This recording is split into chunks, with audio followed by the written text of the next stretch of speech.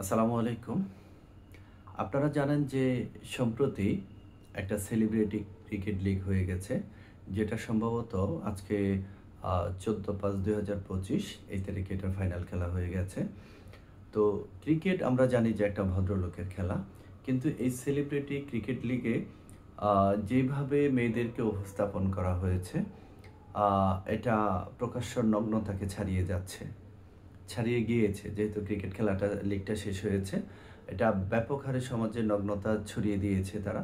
আমি মনে করি এই ক্রিকেট লিগের যারা আয়োজক, এদেরকে আইনের আওতায় আনা উচিত, জিজ্ঞাসাবাদ করা উচিত, এবং যে ছেলেগুলি এইভাবে অশ্লীলতাকে ছড়িয়ে দিয়েছে সমাজে, এদের জন্য মোবাইল স্ক্রল করা যায়নি।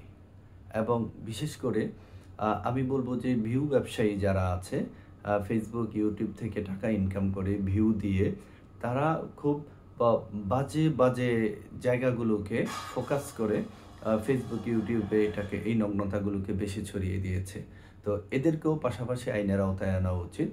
তা না হলে নিকট ভবিষ্যতে আপনি আপনার ছেলে মেয়েদেরকে নিয়ে রাস্তায় বের হতে পারবেন না, মোবাইলে ঢুকতে পারবেন না। এই ধরনের অশ্লীলতা আপনার সামনে এমনভাবে সয়লাব হয়ে যাবে। একটা মুসলিম কান্ট্রিতে এইভাবে অশ্লীলতা ছড়িয়ে যেতে দেয়া যায় না। পোশাকের স্বাধীনতার নামে, নারী স্বাধীনতার নামে যারা এই ধরনের অশ্লীলতাকে ছড়িয়ে দিচ্ছে, এদেরকে আইনের আওতায় আনা উচিত। আমি শুনেছি আয়োজকরা বলছেন যে নিকট ভবিষ্যতে তারা এখন তো টি-20-র আয়োজন করেছে, তারা টি-10-এর আয়োজন করতে যাচ্ছে, তারা এটাকে আরও শর্ট ফর্মে নিয়ে আসতে চাচ্ছে। আমি এই সমাজের প্রতি উদাত্ত আহ্বান জানাবো, যাদের সুযোগ আছে, যারা প্রতিরোধ গড়তে পারেন, তারা এই ক্রিকেট ম্যাচগুলোকে বন্ধ করা উচিত। এরা যেন এই ধরনের অশ্লীল লিগ আর আয়োজন করতে না পারে, সেটার প্রতি আপনারা খেয়াল রাখবেন। তা না হলে এই সমাজ এইভাবে নোংরামি ছড়িয়ে যাবে আর এদেরকে আইনের আওতায় আনা হবে না, এটা হতে পারে না। এরা ব্যক্তি স্বাধীনতার নামে, পোশাকের স্বাধীনতার নামে যাচ্ছে তাই করে যাবে একটা মুসলিম কান্ট্রিতে, এটা হতে পারে না, এটা হতে দেয়া যায় না। আরেকটা জিনিস বিশেষভাবে আমি লক্ষ্য করেছি, আমি জানি হয়তো আপনারা অনেকে খেয়াল করেছেন, অথবা যদি খেয়াল করে নাও থাকেন, আমার ভিডিওতে কথাগুলো শোনার পরে আপনারা মিলিয়ে দেখবেন।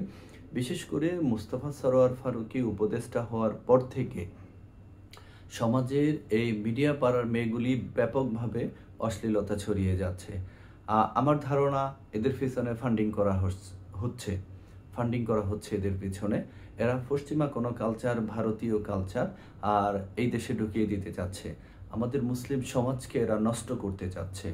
আমাদের এই সমাজে এরা পশ্চিমা কালচারের একটা আধিপত্য বিস্তার ঘটাতে চাচ্ছে।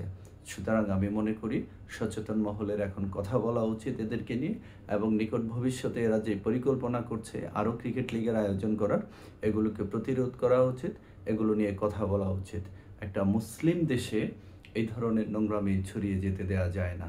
আমি আশা করব আপনারা প্রত্যেকেই যার যার জায়গা থেকে কথা বলবেন, এবং এই ক্রিকেট ম্যাচগুলির জন্য ভবিষ্যতে আর আয়োজন করতে না পারে, এই জন্য এর আয়োজকদের আইনের আওতায় আনা উচিত, এবং যে মেয়েগুলি, যে ছেলেগুলি এভাবে নোংরামি ছড়িয়েছে, অশ্লীলতা ছড়িয়েছে, এদেরকে জিজ্ঞাসাবাদ করা উচিত, এবং সম্ভব হলে এদেরকে আইনের আওতায় আনা উচিত, যেন ভবিষ্যতে এরা পোশাকের স্বাধীনতার নামে, ব্যক্তি স্বাধীনতার নামে সমাজে এই ধরনের অশ্লীলতা আর ছড়িয়ে দিতে না পারে।